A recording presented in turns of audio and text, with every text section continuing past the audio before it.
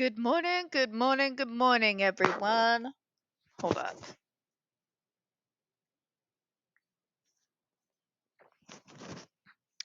Welcome to another episode of Spilling Tea. I'm your host, Tiffany Daniels, and we are going back to that horrible world known as the JRC. But before we do the usual disclaimers, we're going to have to cut this in half, folks. As you see, we got a massive run on sentence of stupid to get through, okay? If you are unfamiliar with the Stop the Shocks campaign or the campaign against the troubled teen industry, you're going to find all the pertinent links right there in the description box. Please note in particular the article written by NeuroClastic, a small non for profit started by Autistics for Autistics, wherein they interviewed and surveyed over 900 ABA professionals in regards to the JRC's so called behavior modification program. The Judge Rotenberg Educational Center does not want you to read this article so much that they have indeed threatened NeuroClastic with a defamation lawsuit if they did not remove it from the website. Well, folks, NeuroClastic has refused, so you know the drill. Please read the article, share it on all your social media, all right?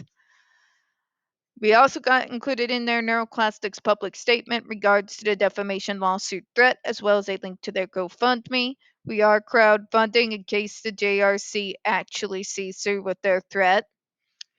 Trigger warning number one. When we discuss places like the Judge Rotenberg Educational Center and the Agape Boarding School for Boys, you're going to hear vivid descriptions of and catch clips of surveillance footage of people with mental health issues and disabled people being tortured and abused. If you got young children present, use the headphones. Number two, this channel is marked not for kids for a reason. We use profanity on occasion and speak on dark subjects. If your child is 16 and younger and they're watching this, very obviously parental supervision is advised, all right? All right, so where we left off.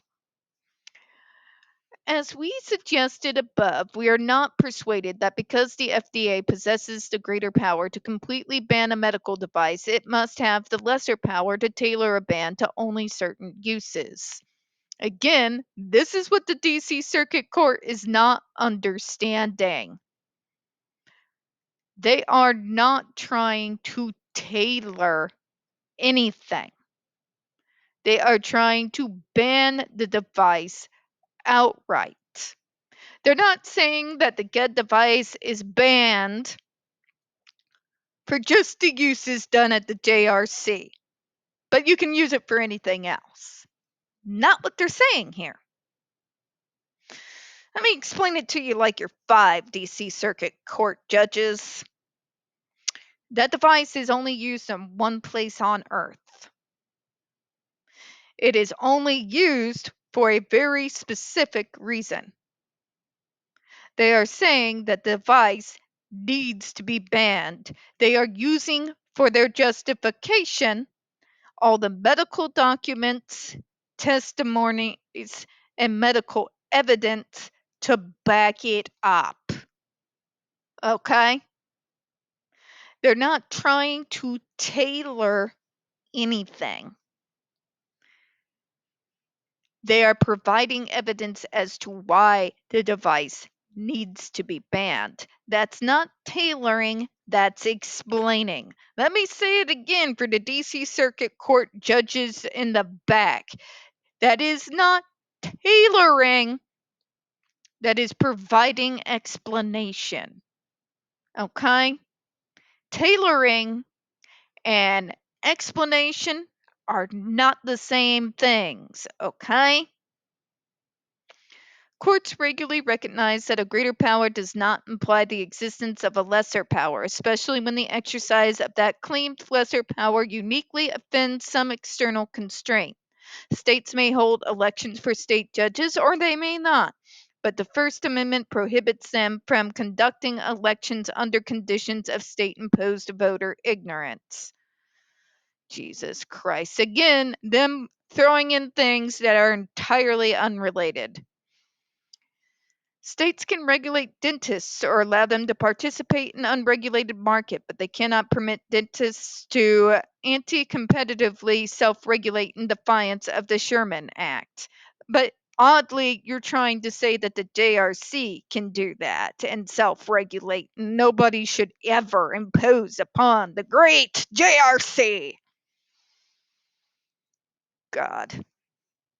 Congress may provide Medicaid funds to states or it may not, but once the state has relied upon those sizable funds, it cannot condition their receipt on the expansion of Medicaid without running afoul of the 10th Amendment. Okay, all your reasoning is bullshit, and you know it. The FDA was not trying to tailor anything.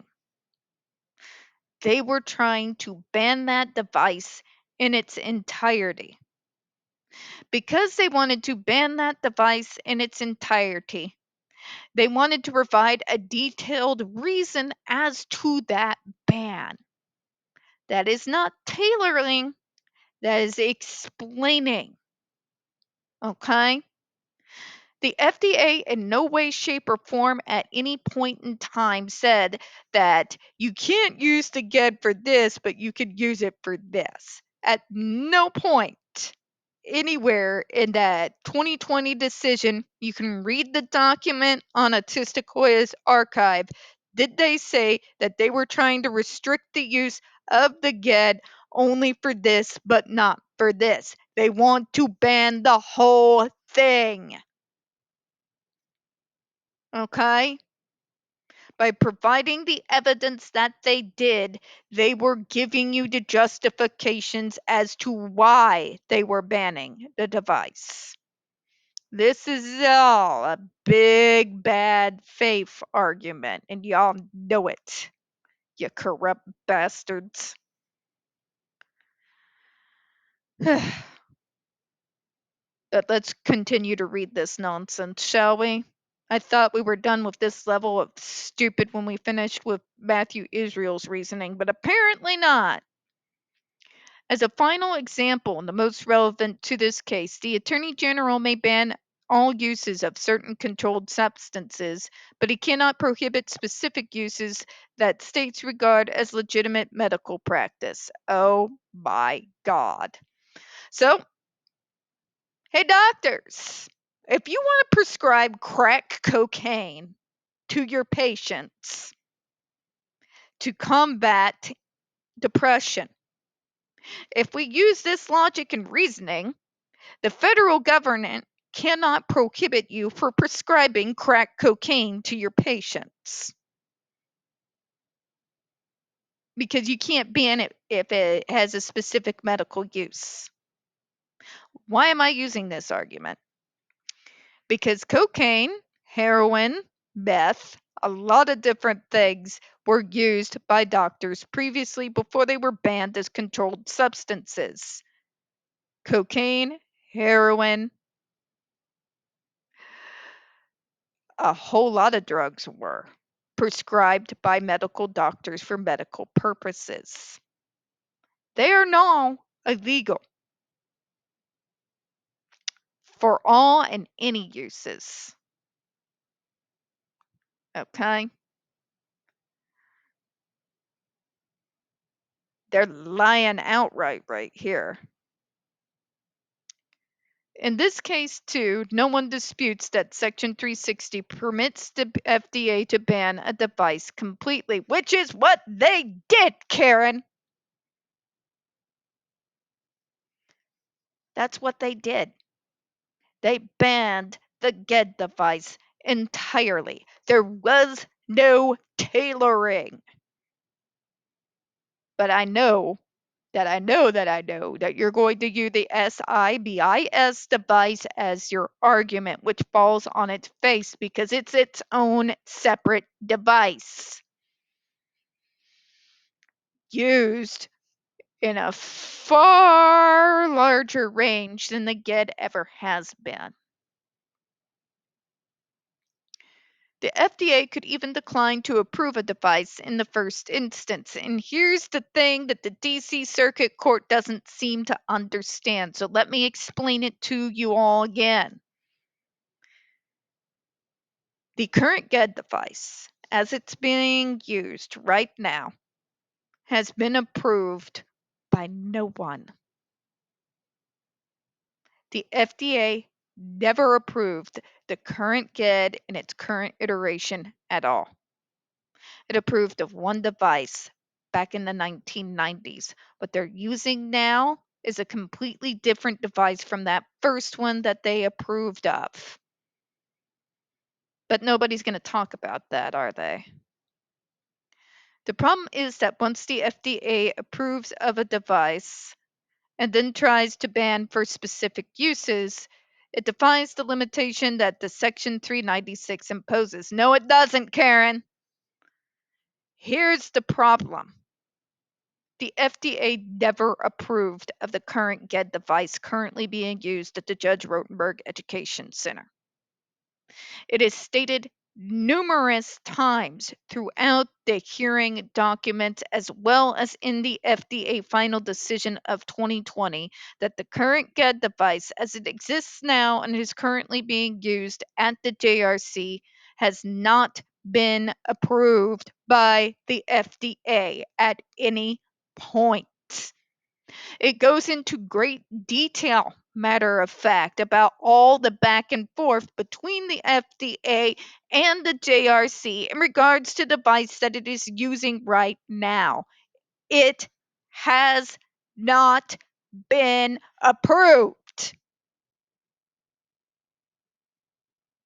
Okay? It's not been approved. To use this argument, but you're trying to ban it for specific uses doesn't work when they've never approved of the current device that is being used right now. Okay? Just as in other contexts, Section 396 operates as an external constraint, preserving the ability of physicians to make professional judgments about off label uses that prevents the FDA from exercising a lesser power merely because it possesses a greater one.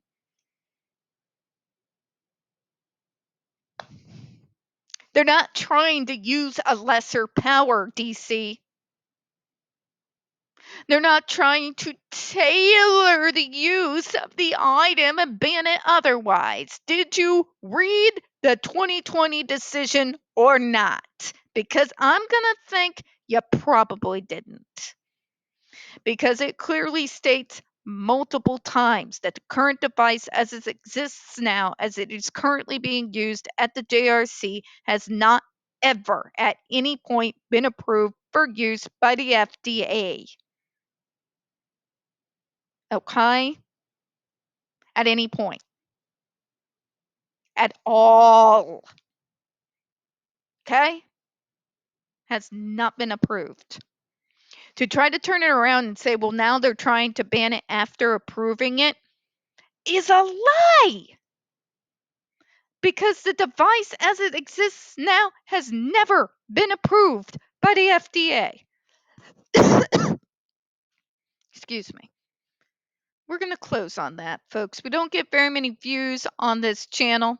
The few that we do tend to get removed from time to time. So please don't forget to hit the like button, hit subscribe, and don't forget to hit the comments. I do appreciate your time. As always, folks, we here at Spilling Tea hope you have a good one. I'll see you in a minute.